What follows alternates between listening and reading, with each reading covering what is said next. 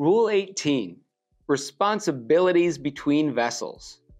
Except where rules 9, 10, and 13 otherwise require, a power-driven vessel underway shall keep out of the way of a vessel not under command, a vessel restricted in her ability to maneuver, a vessel engaged in fishing, a sailing vessel.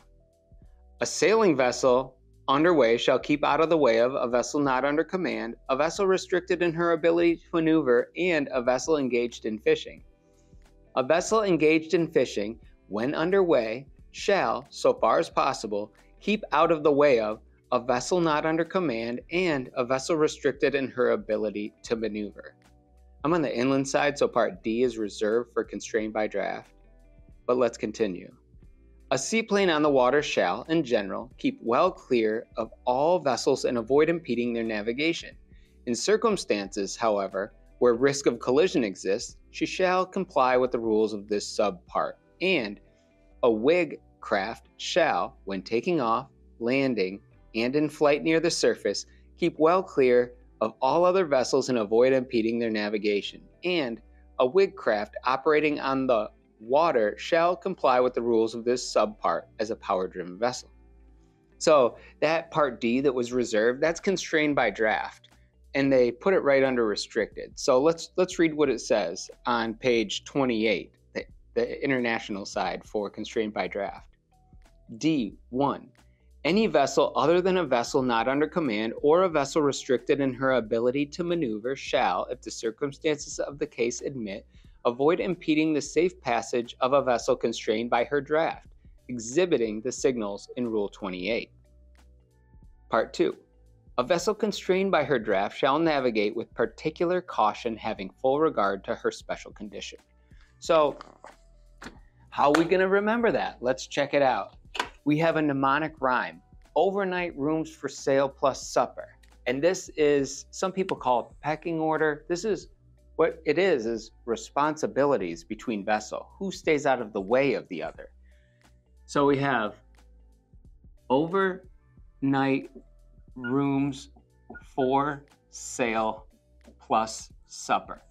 This O, notwithstanding anything contained in rules 4 through 18, any vessel overtaking any other vessel shall not impede that overtaken vessel, right? So this is overtake N. There's overtake N and overtaking, and there's a huge difference between the two. So this N, what does that stand for? Not under command. Why would you be not under command? Through some exceptional circumstance. You can no longer maneuver as required by the rules. This R stands for RAM, restricted in her ability to maneuver due to the nature of her work. All these definitions are from Rule 3, but we need to really hammer them home because they're important. F stands for vessel engaged in fishing, and we say nets, lines, or trawls. Does not include a vessel trolling, and these are all apparatus which restrict maneuverability. S, what does S stand for?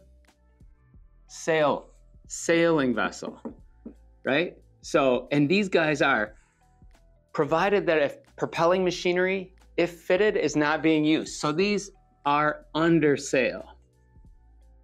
If she turns her propelling machinery on, now she's a power-driven vessel, which brings us to this P, stands for power-driven vessel, which means any vessel being propelled by machinery.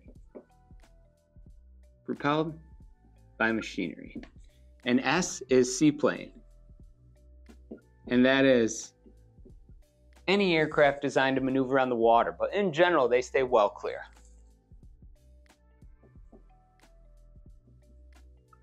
And so what we said was, we started reading the rule and it said a power-driven vessel shall stay out of the way of a vessel not under command, restricted in their ability to maneuver, engaged in fishing and sailing. A sailing vessel shall stay out of the way of a vessel not under command, a vessel restricted in their ability to maneuver, and a vessel engaged in fishing. A vessel engaged in fishing shall stay out of the way of a vessel not under command or restricted in her ability to maneuver. and a vessel restricted in her ability to maneuver shall stay out of the way of a vessel not under command. So what that means is two vessels coming together here, and let's switch it up a little bit. And so technically this is in a crossing situation between two power-driven vessels, this would be stand-on. But if this vessel is a ram and this vessel is not under command, the responsibilities between vessels say the not under command is the stand-on vessel and the ram would be the giveaway vessel, right? Because it said a vessel restricted in her ability to maneuver shall stay out of the way of a vessel not under command. So it's the pecking order. It takes a situation of two power-driven vessels and switches it up to, you have to say what vessel is which. So when you see a diagram that says, you see tricky ones that say a vessel towing on open water, which is just a power-driven vessel, meets a vessel engaged in fishing. Who has right of way? The vessel engaged in fishing. But if it defines that vessel, that towing vessel, as a vessel restricted in her ability to maneuver, it'll say a tug and a tow are severely restricted to deviate from their course, and they see a fishing vessel. Now who has right of way? Now they define that tug and tow as a ram, and it has right of way over the fishing.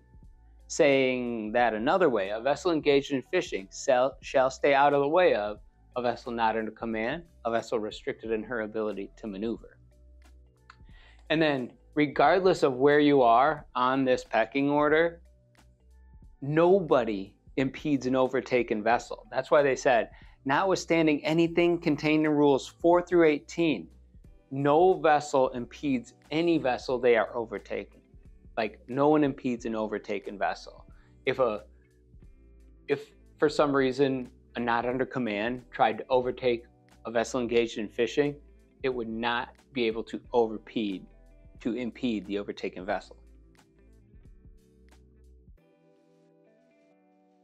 This is Rule 18, responsibilities between vessels. Overnight rooms for sale plus supper.